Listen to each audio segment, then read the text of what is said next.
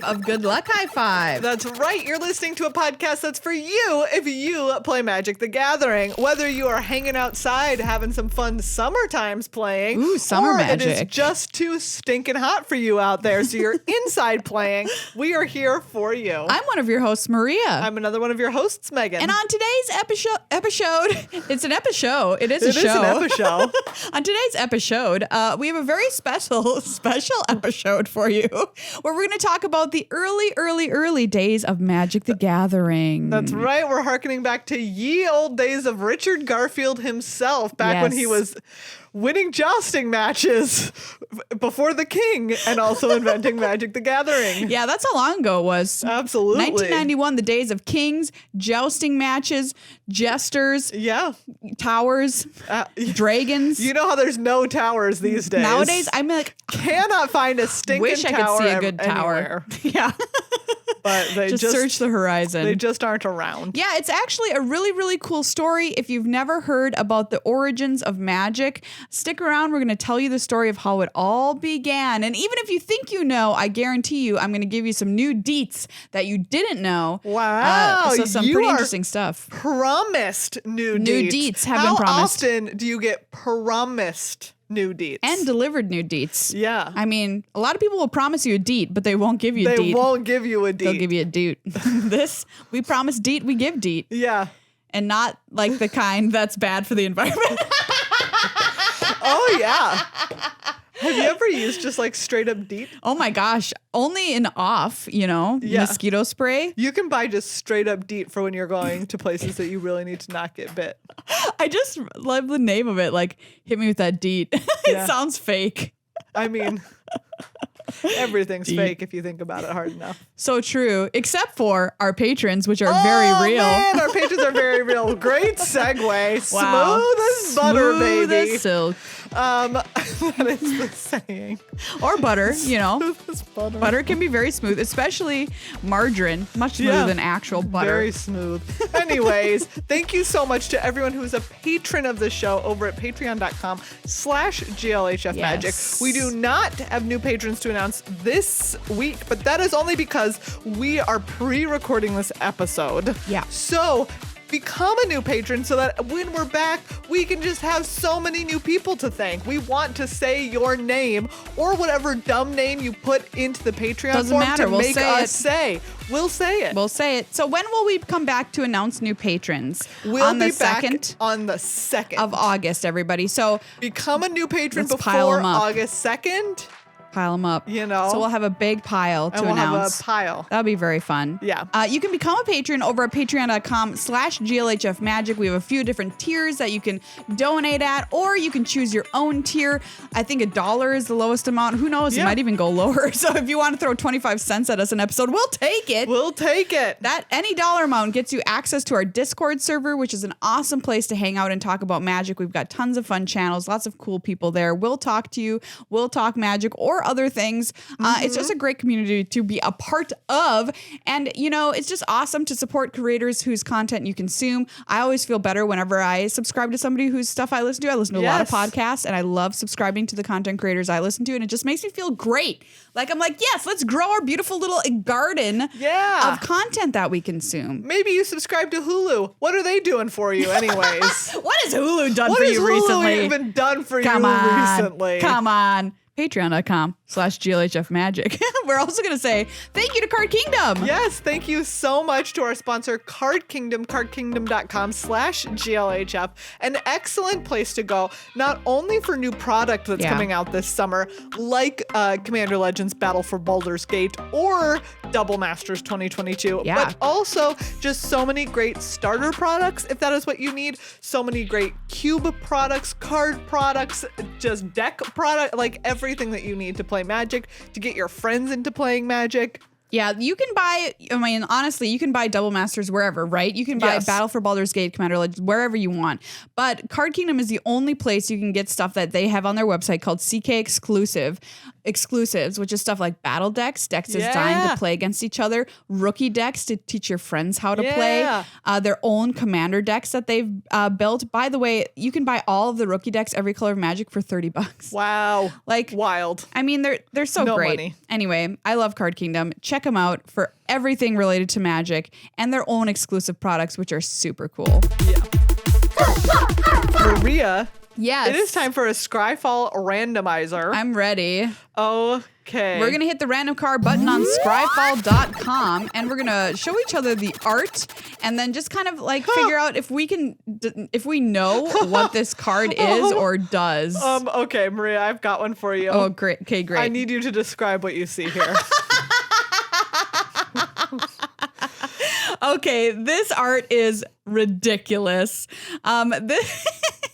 This looks like just a guy with a mullet in a pile of quicksand. Yes. And honestly, like maybe he could be wearing like an old school like tunic or something, but it also just looks like he might be wearing a sweatshirt. He's just from 1991. Speaking of 91, this guy in this art is from 1991 in a quicksand puddle. It's like a foggy day and he's got his hands up kind of doing Thriller. Yes. He has what can only be described as Thriller hands. Thriller hands going down into the quicksand. Okay, the name of this card has got to be like Trapped in Quicksand or something like that. If the word quicksand is not on this card, I don't know Magic the Gathering. All right. It is Quagmire. Oh, okay. Quagmire? Yeah, Quagmire. Sure, Quagmire. I guess you could describe quicksand as a quagmire once you're in it. Yeah. Okay. Quagmire. So this card is obviously an older card. This is from an old set of Quagmire. All right, it's a white card. It costs things costed weird stuff back then. It's going to cost 4 and a white, and it's going to, that seems so expensive. And it's going to it's like a pacifism situation, but you play it and you take your opponent's creature. This was when they didn't know what to do with white. I mean, you could argue anyway, but you take their creature and you bury it. So that means put it into the graveyard, but you have to put it at the bottom. So it's like exile, but it's not exile because I don't know if that existed yet when this card happened. So you just take the card, put it at the bottom of the graveyard. Okay. You're exceptionally wrong. Of course I am. Quagmire, 2 and a black for an enchantment. Black. It does have enchantment vibes. Yeah. Creatures with Swamp Walk can be blocked as though they didn't have Swamp Walk. Stellar card. Don't know why you haven't heard of it. Must be playable. It seems super playable. Yeah, super playable from Legends. Legends. Oh, I was just looking at Legends Maria, art today. It has never been reprinted.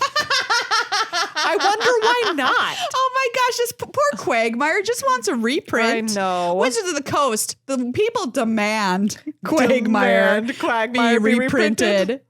Maria, beware what you wish for, all right?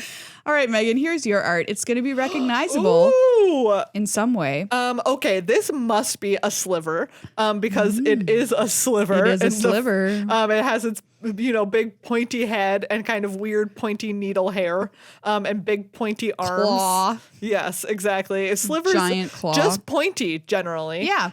It is what is in, I can't tell if this is supposed to be a swamp or a forest because there's lots of trees, but it has like kind of a swampy vibe. It does. They all look a little bleak. A little, denuded. That's underneath my dating profile, swampy vibe. Swampy vibes. Oh, mine says a little bleak. Swampy vibes. A little bleak. But it's real. It looks real big. Yeah. As compared to its surroundings, which makes me think that it's green and it's something like Mighty Sliver. Yeah. And guess. it gives all of your other creatures +2/+2. All slivers +2/+2. Right. Okay, so this name of this is going to surprise you. Oh, okay. The name may surprise you. It's called Quicksliver. Ooh, Quicksliver. Which I think is, a cute play on Quicksilver, but also, anyway. Quicksliver. Wow, that is very weird because it makes me think that it's like supposed to be hasty or something, but that card does not look red at all. And if it's red, I'm gonna be mad. Yeah, we've been tricked by our I'm before. Gonna be quite angry. Okay, I'm gonna go with Quicksliver. Is 2 and a black for a 2/2 sliver. Slivers you control have when this creature dies, another target creature gets -1/-1. Okay. actually, this is green. I was right the first time. You should have stuck with it. Green. 1 and a green for a 1/1. Flash. Any player may cast sliver spells as though they had flash. Oh. Isn't it kind of weird? Sliver, therefore flash, and flash is green. Okay. Yeah, I was gonna I would have guessed that it gave haste or whatever, but no, this is the original from Legions. Yeah. I understand. I respect what they did here. Yeah, I mean, it is green cards can have flash. Yeah, absolutely they can. Quicksliver, illustrated by John Avon of Land Fame. Of Land Fame. John Avon. I get it. It's a very landy card. Yeah, it's got landy vibes. And this is a beautiful representation of a sliver. If you're a newer Magic player and you never played with slivers, wow. What a thing. Just dive into the world of slivers. Yeah. You'll not be disappointed. They're pretty cool. They are pretty cool. All right, everybody, it's time to crack open those history books and get to learning some Magic facts. All right, Maria, I am so excited to learn about the history of Magic because do you know what? Here's my understanding. Yeah, let's see. What do you know? I'm just going to real quick give you my understanding of the start of the timeline of Magic. Great, let's go. Richard Garfield has the idea for Magic the Gathering. He makes alpha, he makes beta. Sometime amount of time later, Kai Buddha wins Player of the Year a bunch of times. Very good. Very good. We've wrapped it up. Boom. There it is. That's the beginning of Magic. That's the beginning of Magic. That's all you need to know. Yeah, right? Like, what else is there? I mean, honestly, I feel like that's what most people probably know about the history of Magic. Yeah. If they know that, you knowing that about Kai Buddha, like that's a whole nother level. All right. They'd be like, I don't know, it was made like in the 90s. Yeah. I think that's what people would say. The end. There's like Black Lotuses. I think the card that people who don't play the game know about. Yeah. But yeah. When the card they should know about is Ancestral Recall. Yeah. Ancestral Recall hasn't had its day yet with non-Magic players. We're going to specifically start at the top, especially when the game was under development and in playtesting, because the game was playtested. Just like games nowadays are playtested, and you have to do it. Yeah. Otherwise, you're going to end up with a game with a bunch of problems. So yeah, the year, like I said, is 1991. So let's take us back to 1991. 1991. Yeah, take us back. What was happening with you? What was happening with me? I'm just gonna see what was going on in 1991. I got my first cat sometime around that time. What was its name? Vanilla. Oh, that's cute. It was a little calico cat named Vanilla. Wow. Very cute. My sister was born sometime the next year, and I was mad about it at the time. I was mad about it. You know? Okay, so 1991, everybody. Operation Desert Storm is happening. We have the first steps to dissolve the USSR. Happening in 1991. Okay. Jeffrey Dahmer happens in 1991. Wow. Jeffrey Dahmer bringing the whole thing down here. happens. He happens to people. Oh man, Boris Yeltsin won the first election in Russia. I have been to Boris Yeltsin's grave. Fun fact. What a fact. What a fact, right? Fashions. Okay. Oh, I can click on 1991 fashions. That's very funny. Boy, let's hear about it. Oh, wait. No. This is giving me old fashions. I don't want to hear about that. I want to know specifically in 1991. Yeah, the World Wide Web was just starting to be born in 1991. Wow. So like it was a very, very new. Yeah. So like that's a whole kind of alien landscape when I describe the things I've just described. Honestly, that's kind of what it sounds like. And that it was the environment amongst which Magic was birthed. Yeah, so Wizards of the Coast. What was Wizards of the Coast back in 1991? It existed, but it was just this guy named Peter Atkinson, and it was run out of his basement. Yeah. Great. So and where all good companies start. Every good company starts in some guy's basement, and Wizards of the Coast was printing role-playing games and supplements for role-playing games. So that was their jam back then. And the guy that we all know, who as Richard Garfield, the daddy of Magic, comes up to this guy, Peter Atkinson, who's doing Wizards of the Coast. And Richard Garfield at this time is a doctoral candidate in something called combinatorics, which that sounds fake. That sounds math. So fake. It's math. It sounds exceptionally fake, but okay. It's the math of counting things and the patterns and repetitions of counting things. Yeah, you're like, it's the math of counting things. 3, great. 4. All right, give me my doctorate. I just also wanted to let you know the album Nevermind. Oh, Nevermind. Came out in 1991. Great. Wow. So, there you go. Okay, fabulous. So Richard Garfield meets Peter Atkinson. Garfield is getting his doctorate in combinatorics, as I said. And Richard Garfield. Sorry, I have to tell you one more music fact. Oh, okay, go. Oh, no.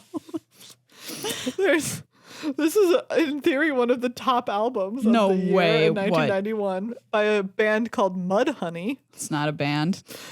The name of the album is Every Good Boy Deserves Fudge.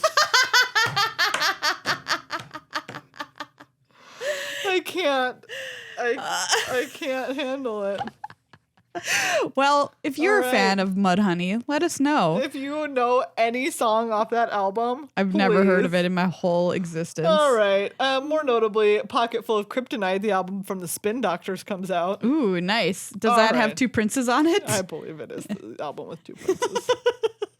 Anyways, all right, we can keep talking. We can go back to Richard Garfield, counting doctor, getting his doctor in counting, approached Peter Atkinson in his basement house, business studio, and was like, hey, do you want to make this board game that I made? It's called Robo Rally. All right. Now we're going to go back in time a little bit to establish who Richard Garfield was. So Richard Garfield loved making games and loved playing games and had done so his entire life. His dad was an architect, and his dad was kind of a cool architect. He would go around the world to places like Bangladesh and Nepal and bring Richard with him.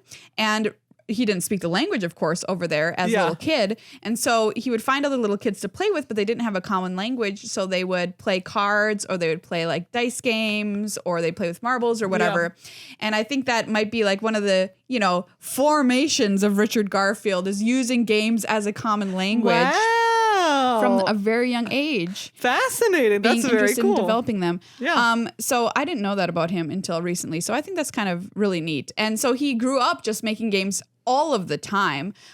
One game that was very popular before Magic, of course, was Dungeons and Dragons. And he had heard about Dungeons and Dragons, but he had never seen a rule book or learned how to play it officially. He had just kind of heard through the grapevine. First of all, pause. You can't look it up. I know. Let's talk about 1991. You can't just, when you're growing up in the 80s. In the 80s. In the 80s, you can't just be like, hello, Google, what is Dungeons and Dragons? Wow. He just heard about it. And then he was like, well, that sounds like a fun game. I'm going to imagine what that game is, and then I'm going to make my own version of it. Yeah. Which was, you are in a dungeon, you're battling monsters, and at the end you either win or lose, which is not what D&D is. It is but not. That's what he thought it was. And then once he actually learned what it really was, he was like, oh, I like my version better. But classic. Anyway. There's got to be some amount of that kind of ego when you're making a game like Magic. He didn't like how open-ended it was. Yeah. And how little control. And if you like making games, having open-ended stuff where the DM can do essentially whatever they want within certain bounds is probably got to feel a little uncomfortable to you. So he decided to make his own game, still based around the idea of magic in that magical universe, and it was called 5 Magics. That was the name of the game.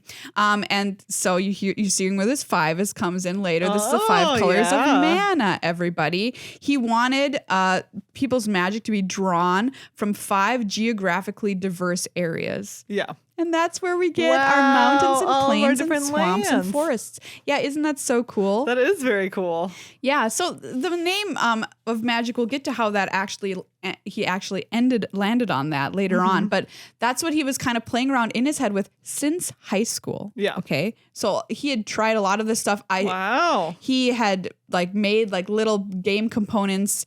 I saw him holding up something that was the size of a sheet of paper, a full sheet of paper that just said swamp on it with some squiggles. That was a swamp. An early swamp. An early swamp was a full just a sheet of paper that says swamp on it.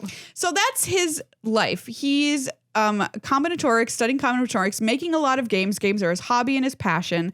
And combinatorics obviously plays into making games because looking for patterns and that kind of thing like makes total sense why you would be interested in that and interested in game design. So he makes his board game, Robo Rally, right? Yeah. And he's like, this game is great. I'm going to pitch it to Wizards of the Coast. So he is like, will you make my game? And Peter Atkinson, the guy in the basement, is like, oh, this is a really awesome game, but I can't make a game for you. Like, that's like, you need a lot of stuff to make a game. You need to be able to make the board. You got to be able to make pieces, make the cards, you know, whatever, all of the different components. We just don't have that capability right now out of my basement. So he's my like, basement doesn't have a card printer.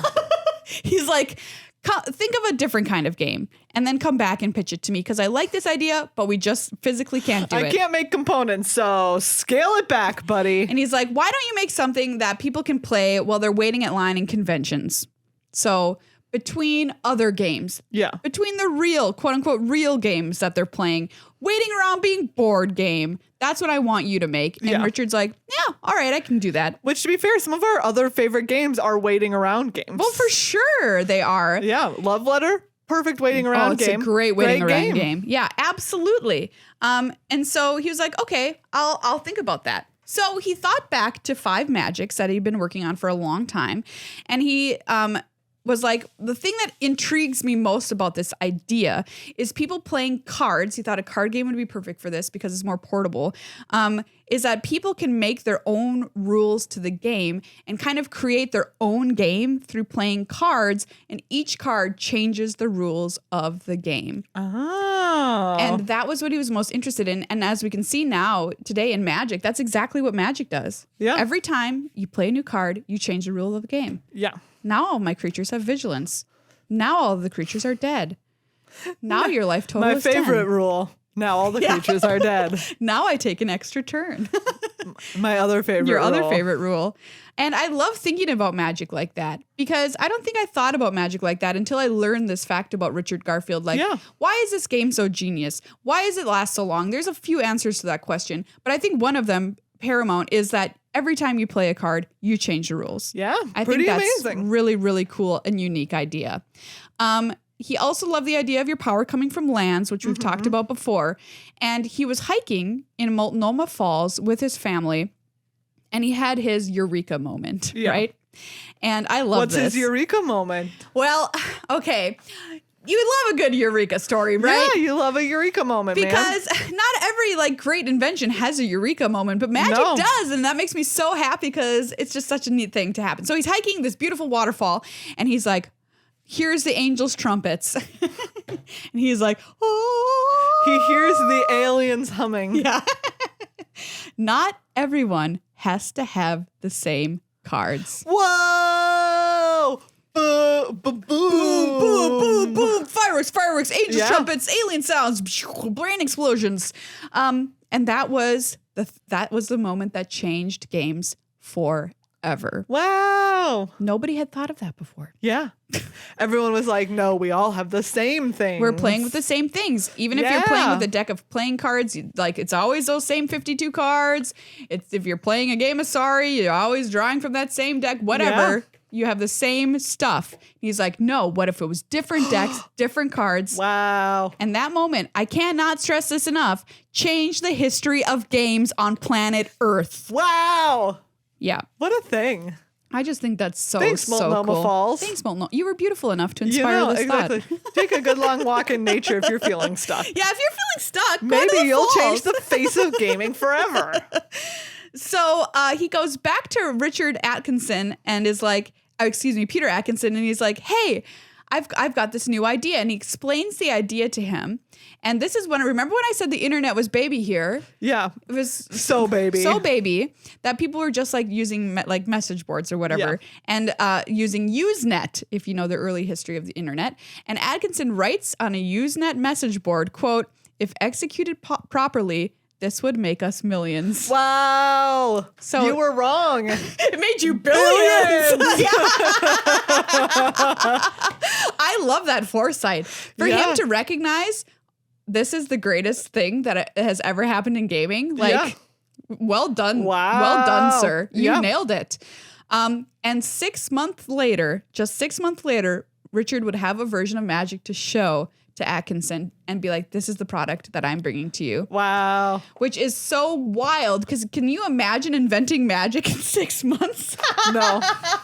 These days you couldn't make a set in 6 months. I'm like, what can you do in 6 months? Like, no. Not a lot. Not a lot. But he made magic. Invent Magic the Gathering. I'll get to the name later, but although in a way it is also a lifetime of work. That's true. Up to that point. A lifetime up to that point to get to there. Yeah.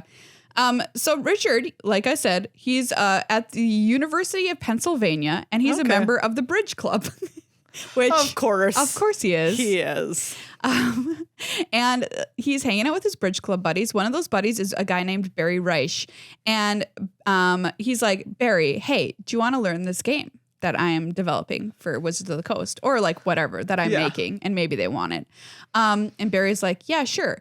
And Richard at this point had about 150 cards, which he'd made up. And when I say cards, what I mean is little squares of paper. Great.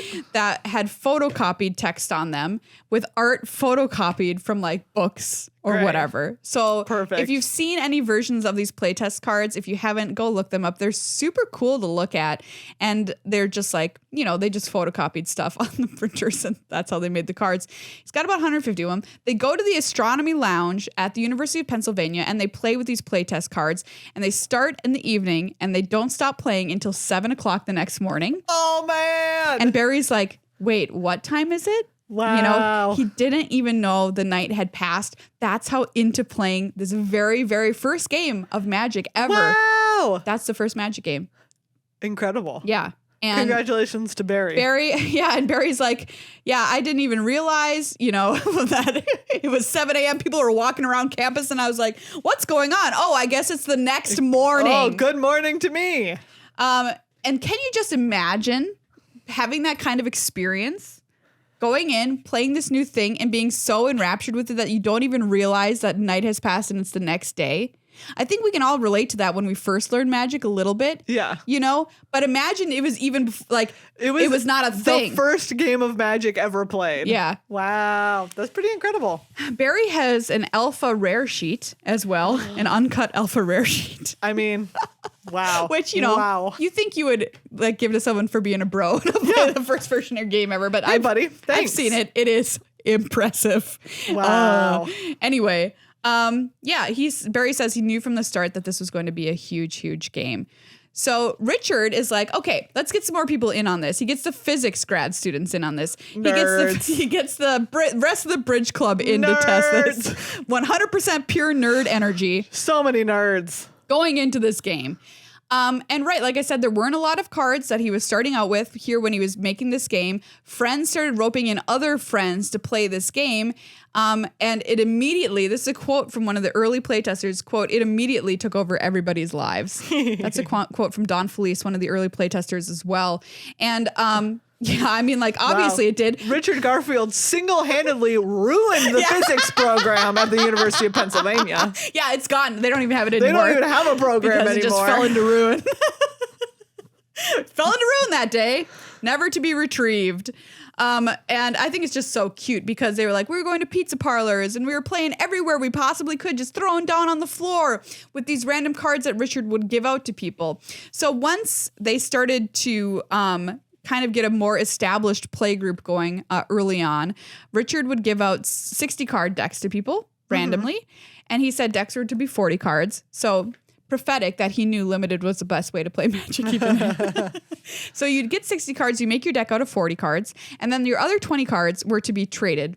Oh. Those were your currency, right? Yeah. So you could get whatever you wanted from other people because the deck of 60 you had all 5 colors of mana in it. And so if you wanted like just a green deck or whatever, you'd have to do some pretty heavy trading around with people who are like, oh, I want to play a black deck or whatever. Wow. So that was how he set it up, which is very smart. Yeah.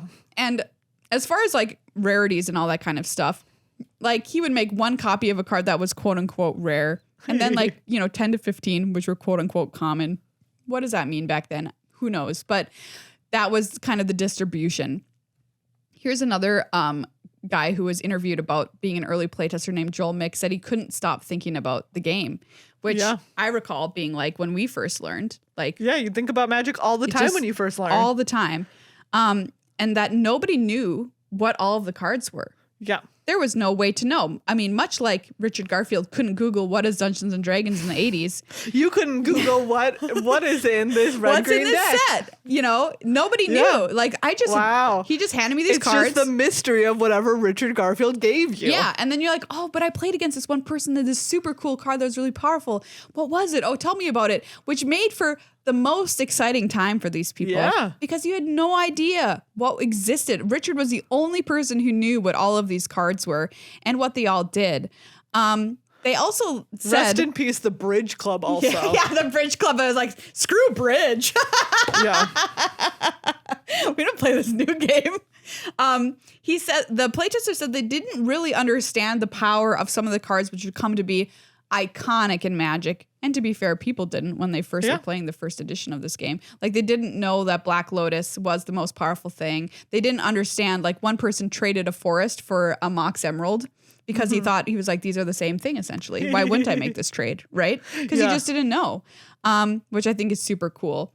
Something Richard talked about this whole process was the economic side of the game happening during this playtesting, which was seeing all of these players trading and figuring out what was valuable and what wasn't and whatever, which I think would be so cool to see on kind of this microscopic level as they're all learning the game for the first time. And he said he'd love to see that. There was also, of course, problems with the ways cards were worded in the playtest, which, I mean, honestly, there was problems with the ways cards were worded up until like even a couple years ago. Not that long ago. You could argue it's still happening. Every once in a while. Templating, very, very, very important. And like, you know, society and culture evolves, language evolves. So that's going to change over time too. And also like you have to be so clear. Yes. And that's really hard sometimes. And I'm going to give you a fun little example of an early playtest card, which was called Starburst. 2 and a red for a sorcery. Said, quote, opponent loses next turn. Wow, it sounds like they lose the game next turn. I assume that what they wanted to say was that opponent doesn't get their next turn. Yeah, skips a turn. Skips a turn, wow. Opponent loses next turn. Yeah. So somebody comes up to Richard and they're like, I just found the most powerful card that you have made for Magic. And it's this card, Starburst. Opponent loses next turn. And Richard's like, oh, no, that's not what I meant. I mean, to be fair, actually still very powerful. Yeah. It says take an extra turn for 2 and a red. Yeah, 2 and a red. Wow, busted. So I thought that was a funny little nugget of something that happened. So yeah, the game is formally introduced in 1993 at the Origins Game Fair in Dallas, Texas. Garfield did want to go. Instead, he wanted to introduce it on Gen Con, but he didn't have enough money. So he was like, I'm going to go down to Texas. I'm going to try to raise that money there. And while he was in Texas at the Wizards of the Coast booth showing this off, eventually Wizards of the Coast was like, okay, we'll give you $40,000. Okay. Wow. Hot 40K. A hot 40K in 93 to make the first run of Magic. So it had its general release on August 5th, 1993. Wow. After shipping the orders, Atkinson, so this is Wizards of the Coast basement guy, and his wife drove towards Milwaukee while making stops at game stores to demonstrate the game to drum up support for Gen Con. Wow. Which is the biggest board game so convention. They just drive into a game store and they're like, hey, here's our game. Check this out. It's brand new. Who's in here? Do you want to see this? Yeah. Their initial stops were quiet, but word of mouth from previous stops spread, and as they traveled south and west, they found larger and larger crowds anxiously awaiting their arrival. How does word of mouth even work in 1993? It was all you had! Does someone write a letter to their friend and mail it, and the mail happens to go faster than Peter Atkinson's car? I guess there was only mouths. They had telephones, but whatever. Mouths were the only form of knowledge transfer in 1991. Books didn't exist. There was no such yet. thing as a book, no such thing as a newspaper. 91. It's a dark time. It was a long time ago. So Richard met up with Atkinson at Gen Con, where their shipment of 2.5 million cards had arrived, delayed by a day, and by the end of the convention, they had completely sold out. That's a boatload of cards. 2.5 million. That's Gone. so many cards. Gone. That's over amazing. one weekend. Yeah. So that's just blows my mind. So by October, they had sold out a supply of 10 million cards. Yep. Yeah. Which is right. They got started in August. Remember, it's not like it took them a year to sell 10 million. No, it took them a matter of months to spend. to sell 10 million cards. It's just unbelievable. That's alpha and beta, by the way, these printings. And Wizards, they say, was reluctant to even advertise the game because they were unable to keep pace with existing demand. Wow. They're just like, hey, you can play this. Don't tell anybody else about it, please. We don't have the ability. Here's your pack. Now shut up about the game. Can you believe that? A company not even advertising. Yeah. Because it was so good. Then they made Arabian Nights after Alpha and Beta, which was their first expansion of the game in December of 1993. By the end of 1994, more than 1 billion cards had been printed. That's so many. Can you imagine? No. That kind of success is unbelievable. Overnight. Truly overnight. Really, yeah. And by the way, I said I was going to talk about the name of Magic. Yeah. They were going to call it Magic, but then they're like, we can't copyright that. You can't trademark just the word That's magic. just a word. It's just a word that people use. And so they were going to call the game Mana Clash. Boo. Which is much worse. Yeah, glad that they veered away from that one. And then they decided on Magic the Gathering because then they're like, oh, we can trademark that. Yeah. Cute. But it was called other things throughout the playtest process too. But anyway, yeah. In 1996 was the launch of the first Pro Tour. Wow. Only 3 years. Only 3 years later. Incredible. Yeah. I mean, I just love this story because can you imagine being one of those playtest people? I mean, no, because I would never be a physics major or study combinatorics or be in the bridge club. Well, I mean, that's a little bit more of a chance of that. But gosh, how exciting would that have been? Really cool. You know? To play this new awesome game the first time it's ever been and just have it take over your life. Just be like, to hell with the stars. Yeah. I'm playing a card game. I just think that's so fun to have those experiences that completely consume you for a little while. And you're so excited by this new and exciting thing. And that was what it was like for them, learning Magic for the first time. And of course, they all still like love and play it today. Yeah. Which is so cool. A lot of them still have their playtest cards. Yeah. And there's video of one person playing with his son with the playtest cards. Aww. Which is very cute. So cute. And I'm like, put sleeves on those things, please. Please sleeve them. If you want to see a video version of the story I've told you, you can check it out on YouTube. Just search for the alpha playtesters, and you'll find Enter the Battlefield episode video I edited and made a couple of years ago for the Pro Tour. And you can see like the cards in action and stuff and hear from people. It's really cool. Amazing. And also I love the Eureka moment. That's also my favorite thing. Can you imagine? Magic changed everything. Yeah. You're just hiking along a little waterfall. Games before Magic were like Monopoly. Oh, Monopoly. Pinochle. I mean, I love a good cribbage, but it's not Magic. No.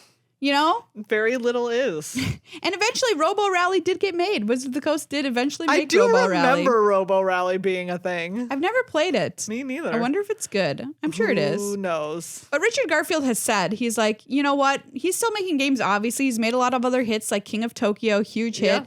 But he's like, I will never make a game better than Magic. I mean, you can only reinvent the wheel once. Wait, no, you can only invent the wheel once. Invent the wheel once. You can only invent the wheel once. Yeah. And then it's there. Then it's the wheel. And then you're like, the wheel. How do you beat the wheel? Exactly. You can make it different and fancier, but like it's still the wheel at the end of the day. Do you think someone's going to invent a new wheel? In gaming? In gaming. Wow. That's my question to you. What a good question. I mean, I'm like sitting here thinking like, has somebody beat the wheel? And I guess Airplane has beat the wheel, but yeah, it's not really the same thing. But it is this conceptually sort of similar. Travel situation. So you could argue that Airplane beat the wheel.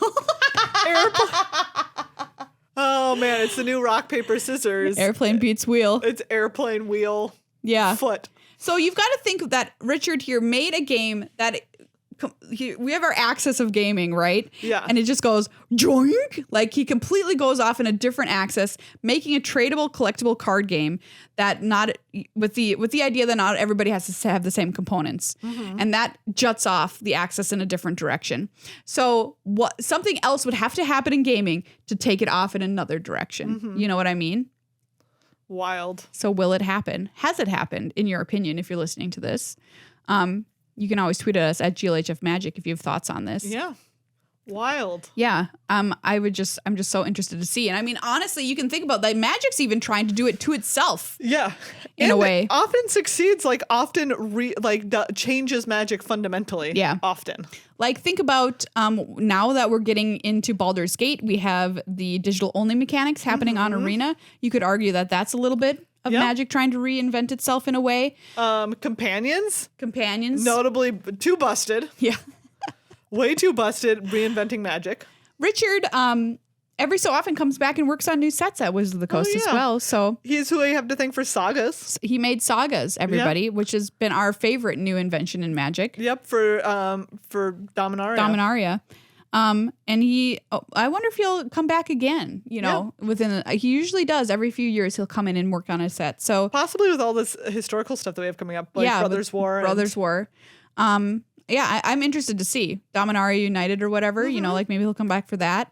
And he's going to make an appearance at Magic 30, they said. They announced that. So I'm like, oh, will he be saying something cool or will it just be like an interview, which will also be cool. But like, I just love that he's still involved with this game and still innovating because remember when Sagas happened and we're like, wait a second. They were so cool. They are so cool. This is the best change that we've seen happen in the Magic design space since we've been playing. Yeah. And Richard Garfield was responsible for it. Absolutely. This guy's brain. Put it in a jar. Make sure it's always around. You know what I mean? Yeah. Okay, Maria, I have a question for you. Yeah. And do you know what Richard Garfield looks like? Yes. Well, never mind then. Do you not know what he looks like? I was going to ask you, like, if I edited that video. That's okay, fair enough. If you don't know what Richard Garfield looks like, what do you think he looks like? Because I realized that in my mind, I just imagine him as taller Mark Rosewater. Whenever we're talking about Richard Garfield and I'm like, I have to picture this person, I just picture taller Mark Rosewater. That's funny. I mean, he is taller. Well, okay, but no, he looks very different. Did you know that James A. Garfield was Richard Garfield's great-great-grandfather? I don't even know who you're talking about. The president? The president of the 20th president of the United States. Wow. James A. Garfield. Wild. So maybe James A. Garfield was good at designing games and stuff, back when he was president in 1881. I'm going to say that if I had to describe what Richard Garfield actually looks like, he looks like a man that you would cast to play a physicist in a film. About physicists. He does. He wouldn't be the main physicist, but he would be background physicist. I've heard him described as imp-like on more than one occasion. Oh, yeah. And also, he never wears matching socks. Do you know what? He looks a little bit like Brian David Marshall. He kind of does. Right? I see it in his face. Yeah, and of course, he's featured on a Magic card as well. He's been enshrined on a Magic card in the art. Anyway, our founding father, Richard Garfield, related to James A. Garfield. Not related to Garfield the cat. But you could argue, is Garfield named after James A. Garfield? Then in which case he is related to Garfield the cat. Wow. Maria, I know that you've been waiting to hear what Entertainment Weekly wrote about the album Every Good Boy Deserves Fudge by Mudhoney. I have been waiting. Mudhoney, by the way, is a grunge band. It does sound grungy. Entertainment Weekly wrote, quote, imagine the heaviest of Black Sabbath heavy metal, only somewhat speeded up and with added touches of humor, and you have a good approximation of the Mudhoney way of life. That sounds terrible. Well, it's, not everyone's cup of tea. Wow, the Spin Alternative Record Guide called the album, quote, charming, writing that a revitalized sense of hooks connects Mudhoney more directly back to 60s garage. A revitalized sense of hooks. Yeah. Oh, so Garfield the cat is named after Jim Davis's grandfather, James Garfield Davis. Oh. So he's not related to Richard Garfield. Oh, well. But unless James Garfield Davis was named after the president, now we're going down a rabbit hole. Yeah. The size of 10 rabbit holes. Gosh. Okay, well, let's fire up some Mudhoney before we start the next part of the show. Well, first I have to tell you the name of their debut EP before, which is Super Fuzz Big Muff. Can you say that on the air?